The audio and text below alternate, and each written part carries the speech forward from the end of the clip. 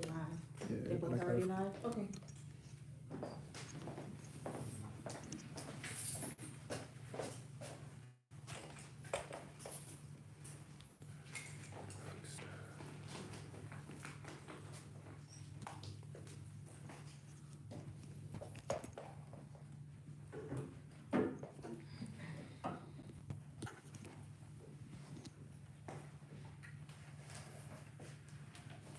You good? Yeah, I'm good. Okay, now everybody can stand. Okay, everyone please rise. Please read. Amen. Sharon. Juanita, Nini. Please remain standing. Amatu and Panatir. Amatu and Panatir. Sawek tuament and Panatir. Sawek tuament and Panatir. Audu Awama. Audu Awama. Keti Paharu. Keti Paharu. The translation.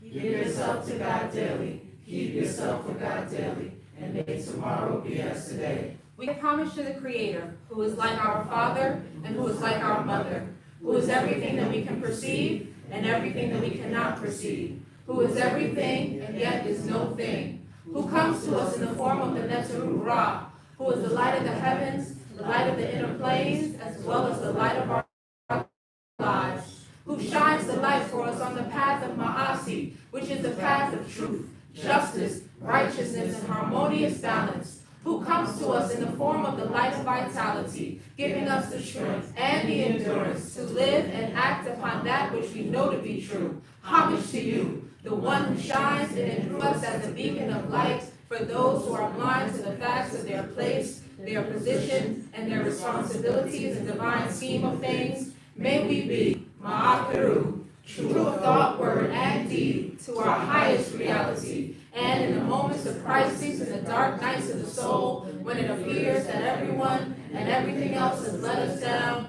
so it is and so shall it be. Everyone say, Amen Ma'at. Amen Ma'at. Ma'akaru. Ma'akaru. Ma'akaru. Ma'akaru. Ma'akaru. Ma'akaru. Ma'akaru. Ma'akaru. Let's see.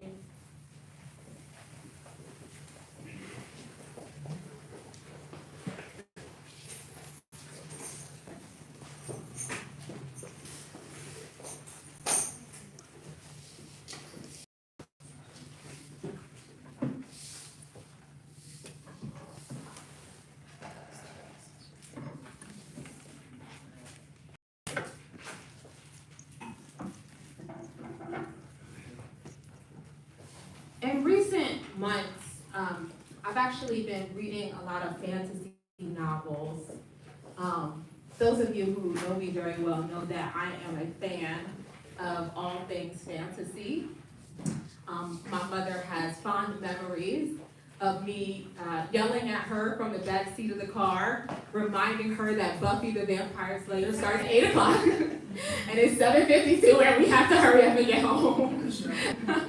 This is back in the days when there was no DVR or on demand, and if you missed an episode, you just missed the episode and you never got to see it again. And so I was rabid about my vampires, but I'm also a big fan of witches and werewolves, and anything that has magic in it. If it's a magical TV show or movie, or I'm there. Like, count me in. Just be like, it has magic. I'll go with you. We can go to the movies together. That's my thing. But recently, that I have been reading a lot of fantasy novels, and one of the things that struck me about the novels, that is something that I never realized before, is how similar they all are. One of the things I love about fantasy is that it's literally not real, right? And that a person who is writing fantasy, who is crafting a fantasy world, has the room to create an environment and a place, and to create characters and to create lives that are nothing like what we experience on Earth, that are nothing like who we are. They don't even have to have oxygen. They don't need trees. They don't need grass. There's no reason in a fantasy world for the writers to follow any of the rules of this existence. And yet, as I was reading these novels, I came to realize that a lot of fantasy writers, not all, but many, follow the rules. They follow rules. And there's not a lot of distinction. If you pick up a book about vampires, it's probably going to be that vampires can't come out in the daylight, and vampires drink blood, and you have to kill a vampire by staking it in the heart. Nobody ever thinks like vampires only eat fish, right? Or like vampires can only breathe water. Like nobody ever goes outside the box. There's like this clear distinction of like what a vampire is, and all vampires in every vampire thing, or most vampires in most vampire things, follow the rules. They stick to that structure. Same for witches, same for fairies, same for werewolves. They stick to the structure. Even when we watch outer space things, I always am fascinated by thinking about aliens that have like hands and feet and legs. And I'm like, why do an alien need hands? Why does it have to resemble humanity at all? It's an extraterrestrial. It's not even born here. It has no relationship to us.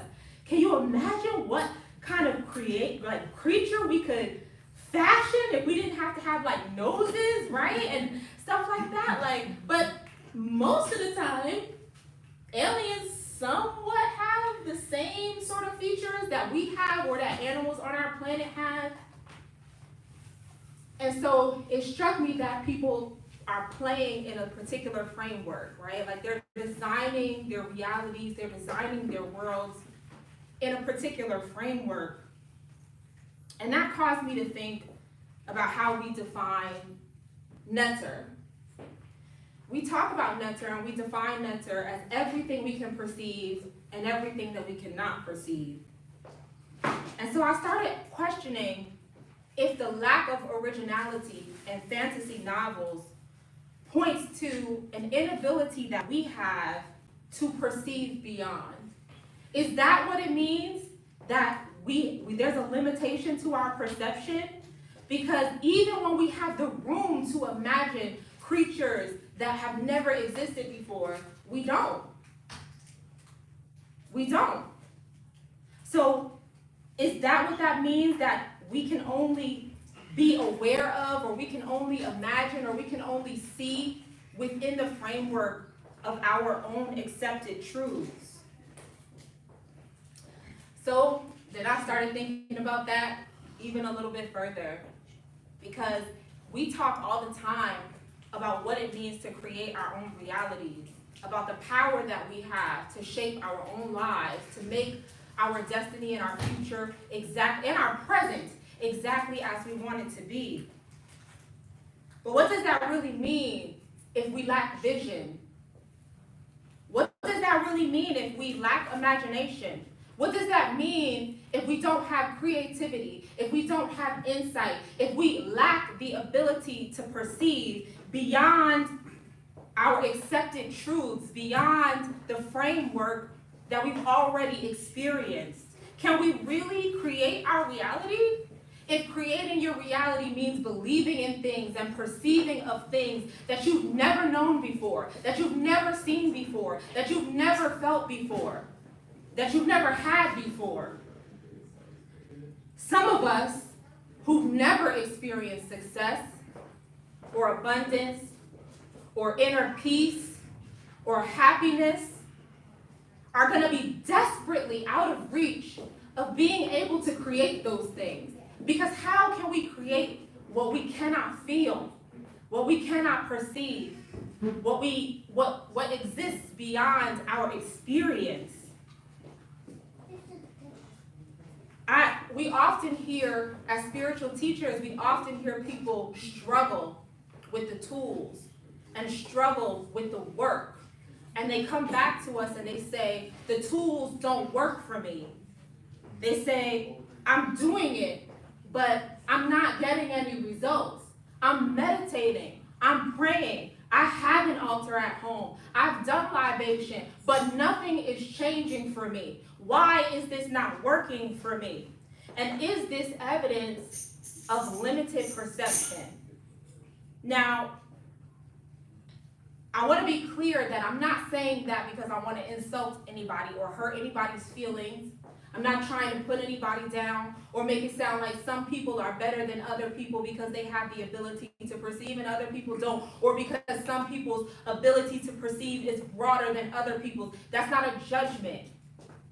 It's an acknowledgement of our experiences and how our experiences limit us or change us and keep us blocked from our truest nature. The truth of the matter is that it's my strongest belief that each of us are divine intrinsically. We're all born with the same potential. We all exist with the power of the Netru within us, and we all have the capacity to harness that and to manifest that. And in the study of psychology, they call that the nature element, right? Have y'all heard of nature versus nurture? Yes. In psychology, it's the nature versus nurture debate. So the nature debate says that we are all born with this potential. But the nurture side asks us to factor in environment.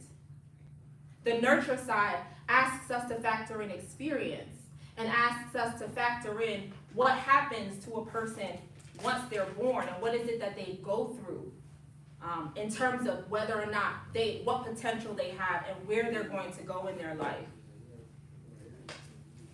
I remember speaking about this a couple weeks ago with Armin Cow, and he reminded me about the changes in technology over the last few years and how technology changes the game for our children and for their future. Even just now, I went out into the other room and the children were all like vying to play with the tablet.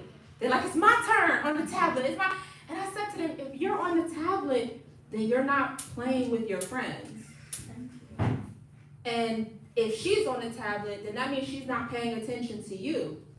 So why not put the technology down and interact with each other? This is the time that y'all have to be together. Y'all see each other every other Sunday. Why would you play with technology? And yet, when I suggested that, they're looking at me like, you can't take the tablet away. What are we supposed to do? Right? Like, what is that doing to their imagination? Imagine 30 years ago when we didn't have that measure of technology and all you could do was go outside with your friends and pick up a stick and pretend the stick was a sword, it was nunchucks, it was a spear, it was a javelin, it was whatever you needed, it was a dance partner.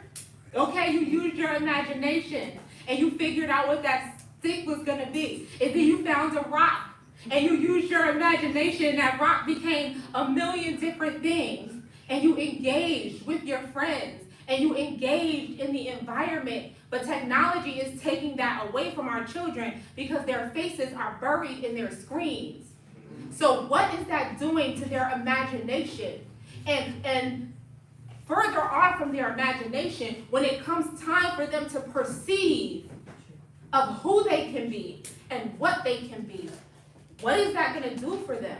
What is that going to do to them? I also, my mom is a teacher, so I grew up watching her prepare study plans, lesson plans, grading homework. I feel like I know a little bit about the life of a teacher, and one of the main complaints that I remember hearing was about the shift in focus in education, away from engaging students, away from developing their interests, away from helping them to nurture the things that they're good at and figure out what they want to do. And now the focus is on the test. And now the focus is on, you got to get an A, or you got to get, the students have to have certain level of attendance in order for the school to get the funding, and you got to get the grades a certain way in order for the school to get the funding. And so it doesn't matter what the kids are interested in. The arts don't matter as much. The sports don't matter as much. because we got to grade to the test. We got to teach to the test. We have to meet the markers. So no cultivating their interests, no developing their minds, no critical thinking skills, no teaching them how to dream or how to imagine or how to grow because they got to pass the test. What is that doing to our children and their long-term potential and ability to perceive? How challenging, beyond just the technology and the education, how challenging it must be for someone who's born into poverty, born into harsh cultural conditions, to be able to truly perceive, to feel in their heart, in their mind, and in every cell in their being that they have the potential to be a billionaire.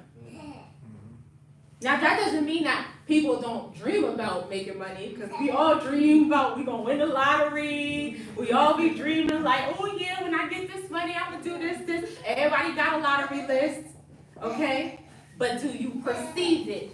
Do you feel it? Do you truly sense it as part of your being and therefore part of your potential reality?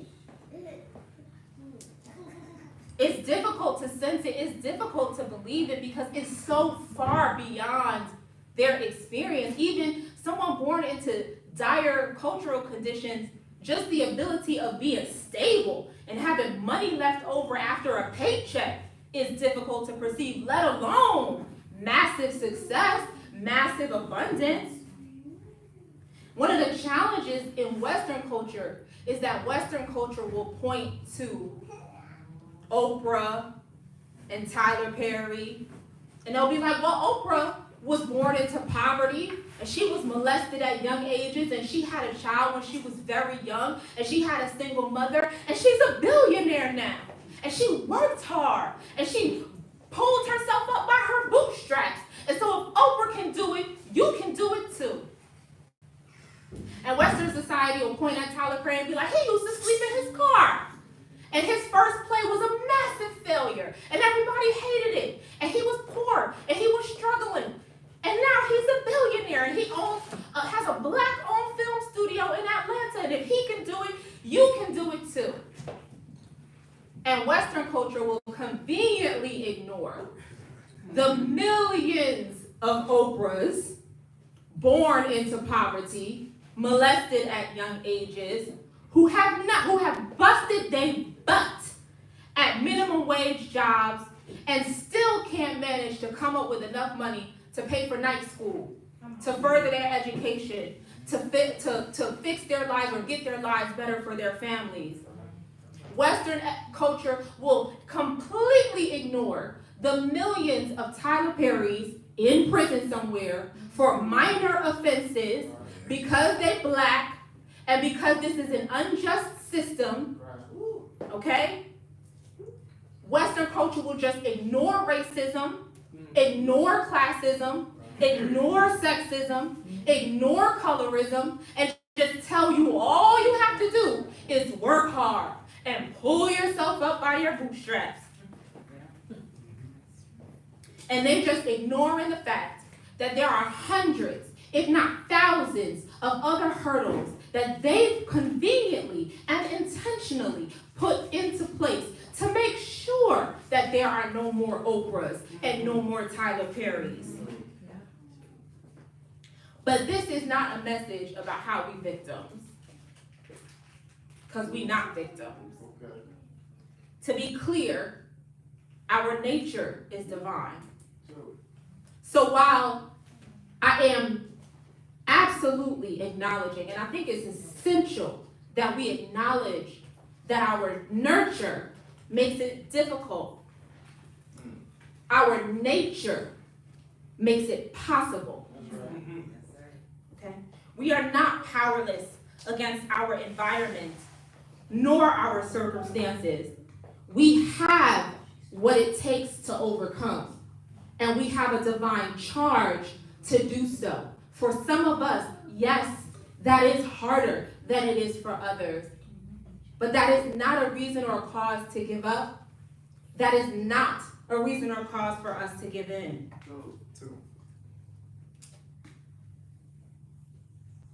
The last time that I was up here, I spoke a lot about our habits. I talked a lot about making habits of ma'at, cultivating a lifestyle of ma'at. I talked about emphasizing what it is that we do on a day-to-day basis to make sure our lives reflect ma'at from beginning to end.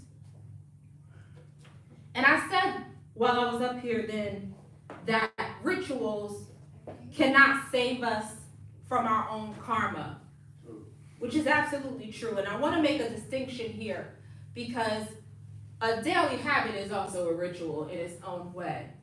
But I'm distinguishing daily habits from special occasions and special ceremonies. When I say that in certain, you can't do a special ceremony to eradicate your karma. You have to live through yourself through that, and then you have to create habits that create better karma, right? So you can't get away from that. The truth is that the habits are the foundation upon which we build our future. When you think about the structure of our lives, our habits are the structure. They are the foundation, they are the walls, they are the posts, they are the things that hold the roof up, they are the things that hold everything together. So you can do ceremony, but if you don't have the structure holding everything together, then you don't have anything holding everything together. So I talked already about what ritual ceremony is not. But I want to talk today about what ritual ceremony is. Because there is a place for ceremony. There is a place for special occasions. Y'all know we celebrate holidays, special occasions. We have rituals. So what is the place that ritual has in our culture, in our belief system, in our lifestyle? There's a passage in the Hosea that is read at communion. Smayet Amakeda actually recites it at communion while the way is being opened for us to greet our ancestors and to acknowledge the netter that governs our house, who is the netter Ra. It is found in the Hosea on page 24, and it is a passage from our ancestor Pianki. I'm going to read it to you all.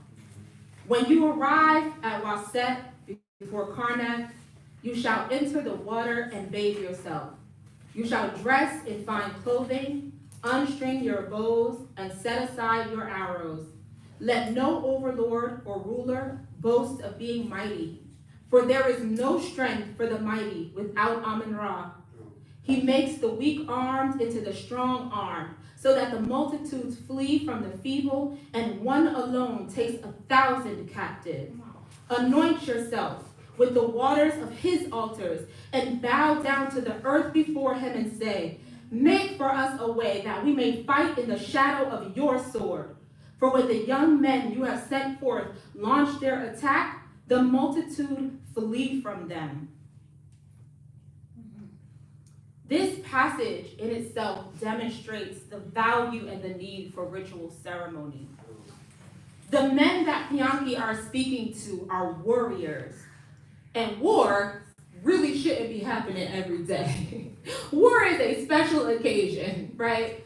War and battle is something that happens at intervals. But the training for the battle happens every day.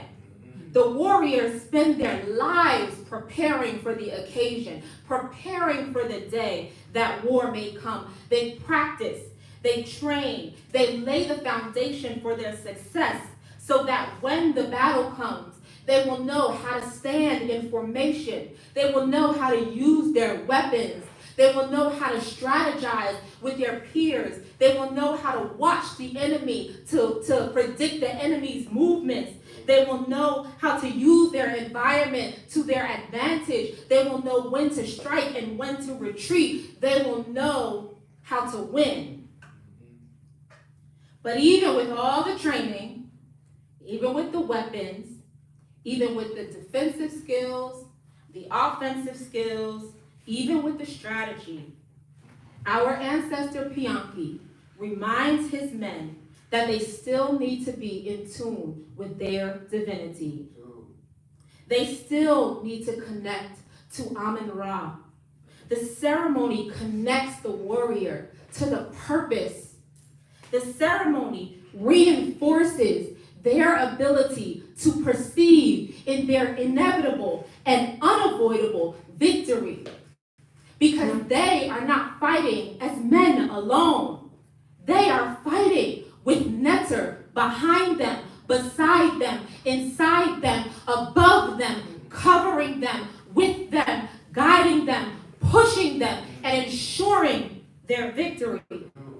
The habit of training is what has built their muscle. The ceremony inspires their heart. So when I think about the special occasions that we enjoy throughout the year, Henek Ma'at motivates us, inspires our hearts to want to do the right thing, to enjoy doing the right thing. When we do full moon rituals, when Wabet Kisa reminds us of our full moon rituals, it is to inspire us to release the dead weight and to open ourselves up so we have more energy and we can refocus and redirect our energy into the right things. When we celebrate Mashru, it's meant to inspire us to keep this culture alive and pass it down to our children, to the next generations, and keep them involved in the process. This isn't just about us. They have to be a part of this culture and this legacy as well. When we celebrate Weprim Pet, we're motivating our heart to become more aligned to our inner divinity so that we can defeat the energy of Apet, whether it exists within us or around us. And so we can do what we need to do to let the best of ourselves shine through. Every single ceremony that we participate in, the solstices, the equinoxes, everything we do is meant to inspire the heart. It is meant to open us up. It is meant to allow us to feel and perceive what is possible. We may have grown up in such a way that we find it hard to believe in ourselves. We find it hard to perceive in our potential. We find it hard to believe in others and trust in others. We find it hard to believe in our ancestors. And sometimes the way we were raised and the environment that we were in might even make it difficult for us to believe in the Neteru. But ceremony is where we open our hearts and allow ourselves to be vulnerable so that our nature can begin to override our nurture. Now the work still needs to be done. The habits still need to be formed. Because once the heart is motivated, then the habits are what you direct that motivational energy into. Once you've built that fire in your belly, then you direct that fire into your du'a'u, into your libation, into your meditation, into your everyday practices that form the structure of your life. But the ceremonies remind us what the work is for. The ceremonies keep our fires burning and keep our divinity alive. The ritual ceremonies keep our potential within reach. And dare I even say, ritual ceremony can be a major aspect of expanding our ability to perceive. So, as I'm thinking about all of this, and I'm reflecting on this truth, that many of us have had our ability to perceive hampered, limited, stifled by the things we've experienced. I urge each and every one of us to go into ceremony with an open heart and with no expectations. You have to be open and you have to participate fully because your expectations can be colored by your experiences. Your expectations can keep you from receiving what you need from the ritual because you're too busy trying to focus on what you want to get. So you have to surrender yourself in ceremony. You have to be vulnerable. And I want to acknowledge again how difficult that is going to be for people who were born into harsh conditions, for people who feel beat up on by life, who feel beat up on by the world, who feel like nobody is on their side, who feel like everything is a struggle, who feel like there's no one they can trust, who feel like there's nowhere they can turn. Being vulnerable and opening yourself and surrendering sounds impossible. And yet, if we're able to pass these gateways, if we're able to push ourselves, encourage ourselves, let others love us and love ourselves enough to open, we shift radically. We shift our possibilities, we shift our potential, we change what we can perceive, therefore we change what we can achieve, and we change the game for ourselves altogether.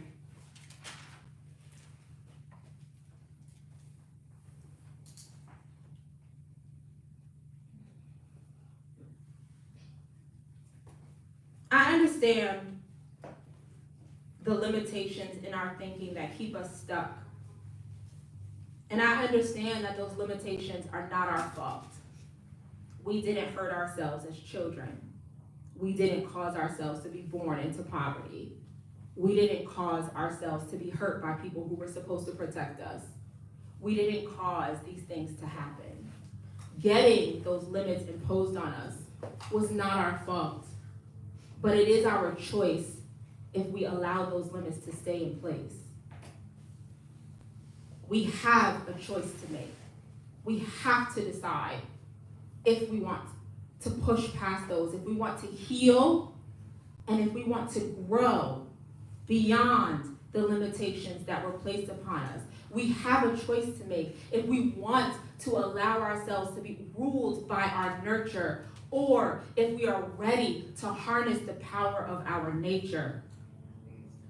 Our habits and our ceremonies are tools for healing, for cultivating our divinity, for cultivating connection. But maybe they're not just tools. Maybe they're weapons.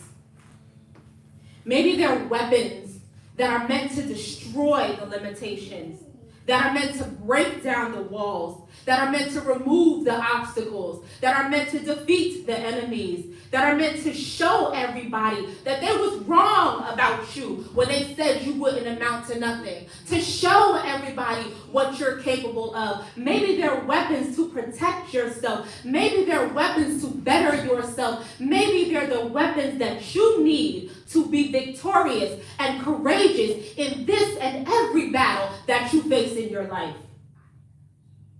If we do as our ancestor Bianchi instructs us to do, then we will train daily to prepare. We will do our work. We will do duo. We will do libation. We will create a structure that has built our muscles into as strong as possible. And then, when the time comes and we call on the Netzeru in ceremony, we will have no trouble perceiving of the inevitability of our victory, because we will have their energy on our side and there will be no question or no doubt about it. The divine power within us opens us up and grants us infinite vision and infinite possibility. And while that power and voice may be very quiet and very dim within us today, when we do our work, when we engage in ritual, when we open ourselves, when we surrender ourselves, that voice grows, that power grows, the connection grows, our ability to feel it grows, our ability to harness it grows, and everything else about us will grow in turn. Can everyone please stand?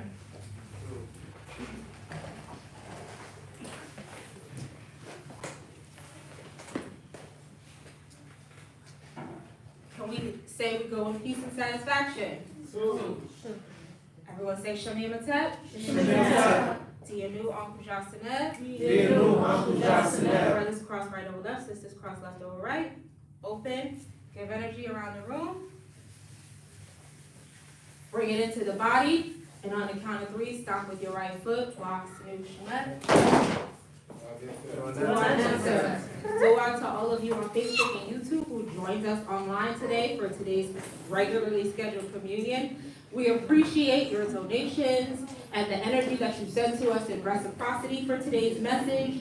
You can send your donations to us via Cash App using $ Temple of Anu or by PayPal, templeofanu@gmail.com. We will be back for our regularly scheduled communion in 2 weeks from today on November 28th. Lastly, to Facebook and YouTube community, we are going to schedule another First Time Kemet orientation. If you're interested in our introductory course, please reach out to us for more information. Shamim Matep, everyone.